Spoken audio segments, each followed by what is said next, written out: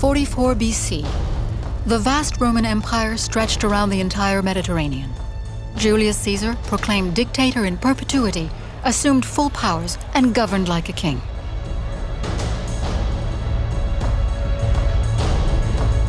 The new regime was despised by the majority of senators who remained faithful to the Republic.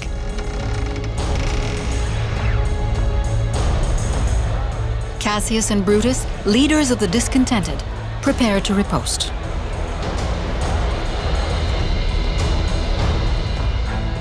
On the Ides of March, the 15th, Caesar's right-hand man, Mark Antony, accompanied the dictator to a meeting at the Senate.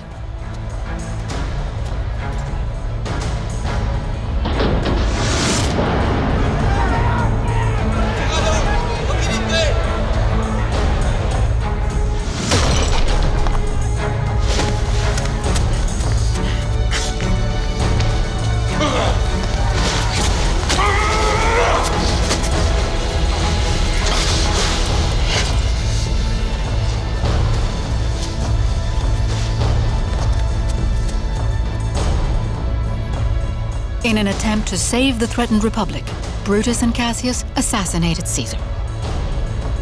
Antony, the second most powerful man in the empire, had good reason to fear for his life. Meanwhile, Rome was plunged into panic, the city divided between Republicans and supporters of Caesar.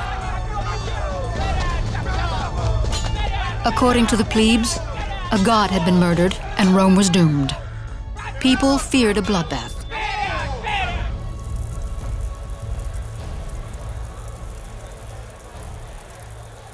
Cleopatra, renowned mistress of Caesar and pregnant with his son, discovered the terrible news and, like Antony, saw her world crumble.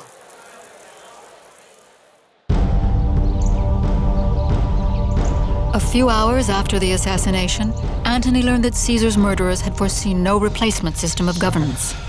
The senators' plans stopped at killing the tyrant. Rome's seat of power was vacant, an opportunity Antony had to seize.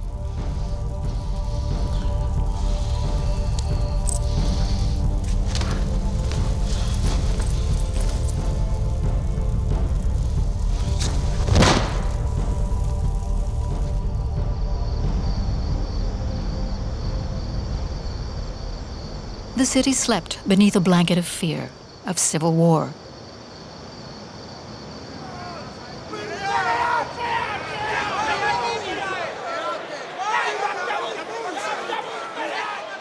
Antony managed to call a meeting at a very agitated Senate. Tension was palpable between the assassins and supporters of Caesar. Seditiones populus Romanus facturus est. Murmurat enim minaque jactat multitudo. Que etiam vos atque domos vestras, cognatosque familiasque pugnare potest. Equidem nullum aliud consilium nisi mali vestri impediendit ineo. Caveto vero plebem dolentem, que subito patrem perdiderit, atquad arma capienda paratissima essit. Ile che tanta beneficia dederat iam oxissus est. Et ciam vobis aut perfugium querre, aut morte timere necesse est. Vobis rustice ville sunt, in quasiam vos guerre utile sint. Ego te brutte bene novi, nec dubitoque pro virtute in qua tibi nihil sit optatius libertatem. Ita egeris und hang vindicare, nequam illo abhorrere volueris. Itacquem sentio senatu consultum fiat, ut et omnibus coniurationis principibus venia atque impunitas detur. Et omnia acta Caesaris rata sint. Tu quidem qui acta Caesara abrogantur sentis, num quesistis quis ad magistratum tibi mandasset. Cuius ex auctoritate hunc honorem recepsisses. Cuius ex munere magnificam domum in qua tanta convivia libenter apparares. Equidem aperte loquor animum vestro appello, nisi omnia acta Caesaris rata erunt. Omnes pleraque et magistratus perdemus. fanam auctoritate, sit ita sit, de republica, de civitate, de populo romano statuatis. Crebriores indies conveniunt Caesari veterani, acquibus terras republice redendas esse. Cum abrogata iam sit ilius acta qui has dona verit, quis autem vestrum pallam is dicere audeat.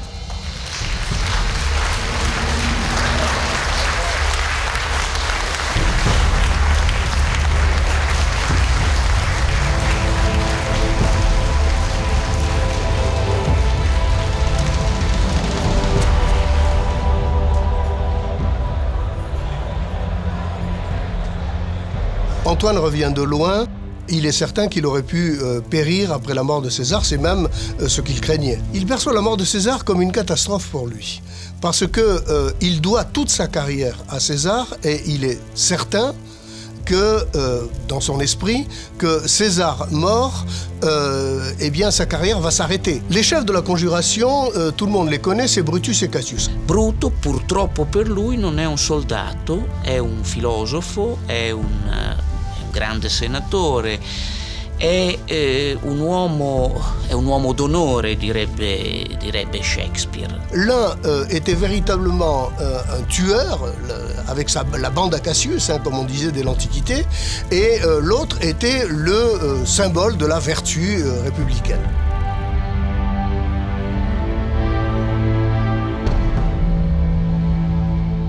Antony had avoided a civil war, making him, in the eyes of many, the man who re-established public peace. Filled with great confidence, he demanded the reading of Caesar's will.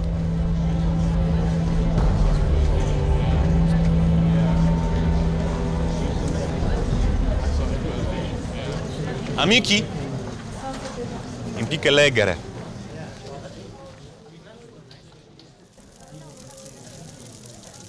Antony had lived and fought alongside Caesar. He was a military genius who Caesar had left to govern Italy in his absence. He therefore had good reason to hope to be strongly favored in Caesar's will. Gaius Julius Caesar, sororis suae nepotem Gaium Octavium, heredem suum ex dodrante instituit. Praeterea, in imacera, Gaium Octavium etiam in familiam nomenque adoptat. Populo autem Romano, hortos suos circa Tiberim sitos publicae legat. Antoine a sans doute été déçu. Le contenu du testament était loin d'être à la hauteur de ses espoirs. César marque nettement sa préférence pour Octave, son petit-neveu, qui est tout juste âgé de 18 ans, et il s'est pris d'affection pour lui 6 mois plus tôt, apparemment, en le couchant en quelque sorte sur son testament. Cette adoption totalement secrète laisse penser que César envisageait de modifier ce testament, écrit en septembre 45. Il pouvait encore avoir un fils de sa chair, ou même vouloir d'un autre héritier. Quelles que furent ses intentions, il n'eut pas le temps de rédiger un Nouveau Testament, ne pensant pas être assassiné. C'est un testament privé. On ne peut pas parler d'héritage politique dans la mesure où Rome est encore une république et donc César n'est pas un roi susceptible de pouvoir léguer un royaume à des héritiers.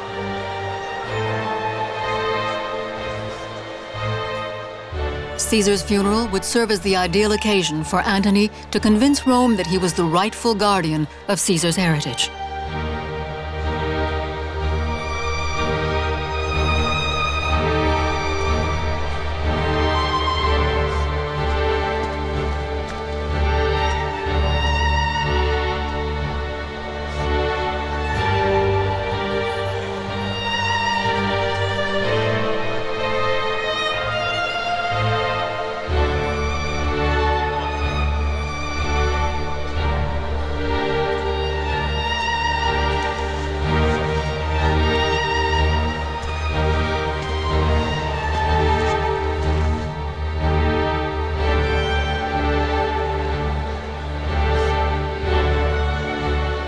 Quod Caesar privatus mortuus esset. Magnis orationibus non mihi opus esset. Sed quoniam et ille in summo imperio perit, et ego etiam consulantum gero. Nullas rescredicente sunt tacere debeo. Certer pater ille, canvis pontifex maximus, sacrosanctus, vir magnus divus, tamen ab amicis, a civibus oxissus est, quam nullus hostis interficere potuerat.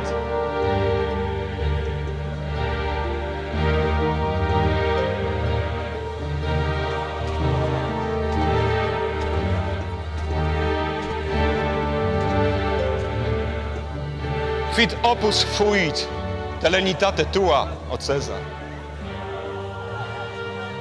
Quid sacrosanctitate? Quid legibus? De crudelissime ab amicis oxissum esse. O dolorem, o cruorem a canno capillo stilantem.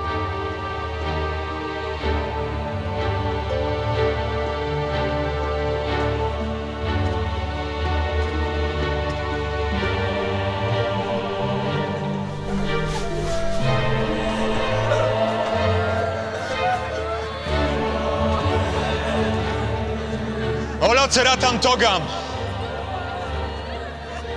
quam nulla ratione vestivisse videris, nisi ut in ea ferum reciperes. Per Iovem, Rome custodem, per celestes Deos, iuro, iusurandum do, me Caesaris mortem persecuturum esse.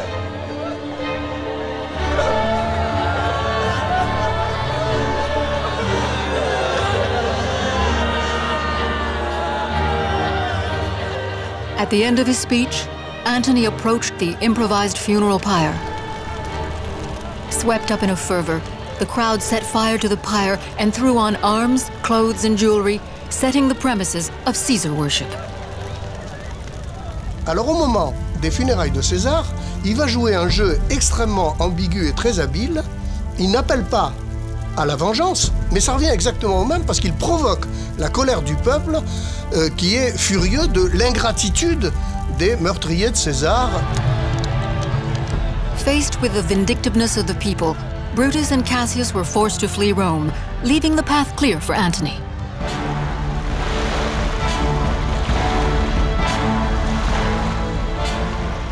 But they weren't the only ones to depart.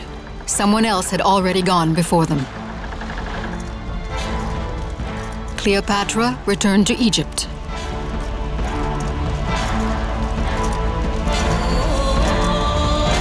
Cléopâtre, reine d'Égypte, a bien des raisons de quitter Rome. Lors de l'assassinat de Jules César, elle a à la fois perdu son amant et le protecteur de son royaume. The Kingdom of Egypt was the most important country in the East, the granary of the Mediterranean. Alexandria was rivaled by Rome alone and was proud of its port, the biggest in the world.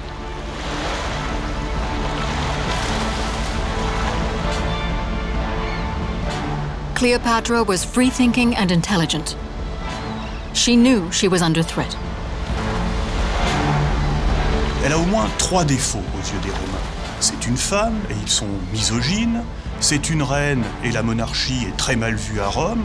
Et puis c'est une étrangère, et ils sont un peu xénophobes, surtout avec les Orientaux. La peur de représailles à son encontre, mêlée au souci de protéger la vie de son fils et la préservation de son royaume, étaient autant de motifs qui la poussaient à partir. Cléopâtre a alors 25 ans.